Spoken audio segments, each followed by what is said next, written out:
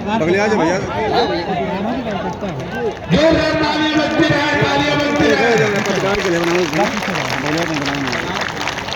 दामोदर भैया क्या है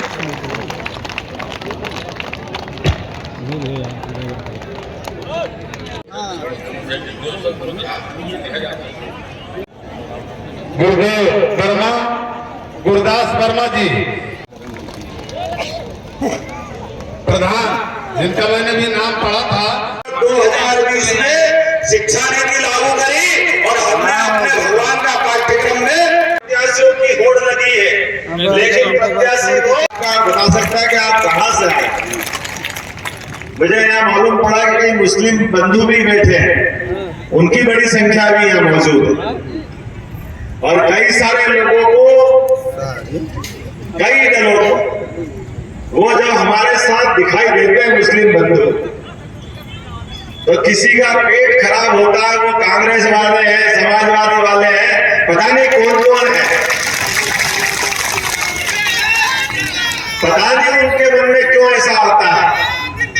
हम तो स्वर्गीय अटल बिहारी वाजपेयी जी को याद करें, एक बार वो बलरामपुर से 2 बार लड़े थे, स्वर्गीय भारत रत्न अटल बिहारी वाजपेयी जी, जिन्होंने योग्यता के बलबूते पर अगर राष्ट्रपति भी बनाया तो हमारे अपने मिसाइल में, कौन थे साहब मिश्रा जी, एपीजे अब्दुल कलाम, जोरदार अभिनंदन करो योग्यता के आधार पर। और जैसे मैंने प्रारंभ में कहा कि कांग्रेस वाले कितने साल से चला है, वो 10 साल से सरकार चला रहा है, आज तक तो संविधान नहीं बदला, आज तक तो उन्होंने वो करके दिखाया जो 35 साल पहले तुम्हारे पापा नहीं कर पा रहे थे बाबू साहब, ये उससे आगे वाले काम करके दिखा के गए। कांग्रेस वाले किसी मुंह से बोलो, 35 साल पहले बहनों का, मुस्लिम बहनों का सुप्रीम कोर्ट ने फैसला किया था कि 3 तलाक का कानून गलत है। 70 से ज्यादा देशों के, मुस्लिम देशों में कानून नहीं मानते, लेकिन उसके बावजूद भी सुप्रीम कोर्ट के दिए गए निर्णय को बदलने का तुरंत अगर किसके माथे है तो कांग्रेस के माथे।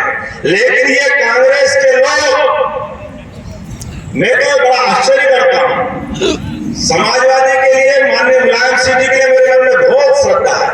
पिछली बार उनके आशीर्वाद से 300 पार हुए थे, जोरदार ताली बजाओ मुलायम सिंह जी के लिए। उसकी पसंद है, उन्होंने तो आमने सामने पट्ट ठोकते हुए हमेशा अखाड़े की तरफ हाथ बढ़ाया और आनंद घुमाया अपने साथ कि जब भी रोका पड़ा उनकी कुश्ती अगर हुई है तो कांग्रेस से हुई कि नहीं हुई। आप बताओ, ये लूले लंगड़े बैलों की जोड़ी कोई खेती करती कर सकती है क्या, चलने वाली है क्या?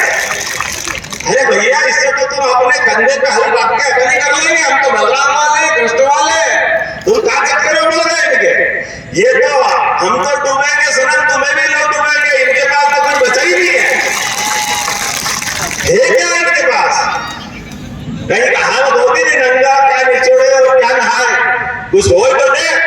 पहले बड़ी मुश्किल से बाप दादा की सीट लाए थे अमेठी और गएगा, जो मार पड़ी कि अभी तक धूल उड़ रही है, अमेठी जाने की हिम्मत नहीं पड़ी। अब बची कुछ रायबरेली थी, और वहां की राय बदली बदली नजर आ रही, मुझे लगता है कि रायबरेली अपने बदलते दौर में, हम तो वो सारे लोग हैं कि आज जिसकी बात करने आए, मैं आपके सामने नरेंद्र मोदी जी की बात के कुछ उदाहरण भी रखना चाहूंगा। अभी आपने निश्चित किया 2014 का चुनाव उन्होंने पहला जीता और उन्होंने कहा कि इस देश को हिफाजत से रखूंगा, इस देश में आतंकवाद समाप्त करूंगा और पूर्ण बहुमत की सरकार लाऊंगा।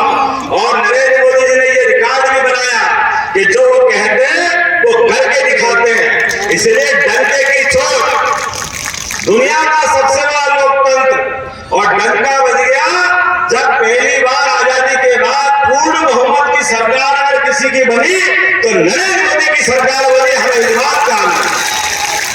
और अकेले नरेंद्र मोदी की सरकार नहीं बनी, वो सरकार आपकी बनी, आपकी बनी।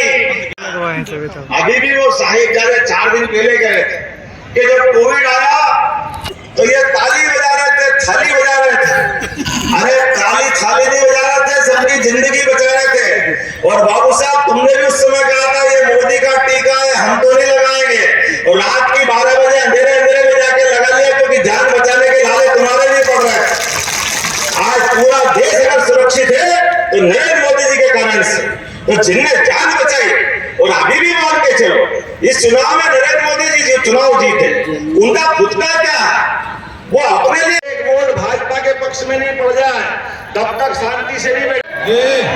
बोले भारत माता की जय, रामचंद्र जी महाराज की जय, गोपाल कृष्ण भगवान की जय। कि जनता ने जो प्रतिसाद दिया है, मैं गारंटी से कह सकता हूं कि हमारी ये लोकसभा और विधानसभा भारी बहुमत के साथ जीतने जा रहा है। पूरा प्रदेश मोदीमय हो चुका है, पूरा देश मोदीमय हो चुका है। मेरी अपनी ओर से आने वाली 25 तारीख को ये प्रचंड बहुमत के साथ जब हमारा छठा चरण समाप्त होगा तब तक हमारी अपनी जो घोषणा है, अब की बार भाजपा की दृष्टि से 300 पार और सबको मिला के 400 पार, वो सारी घोषणाएं पूरी होगी। बहुत बहुत धन्यवाद।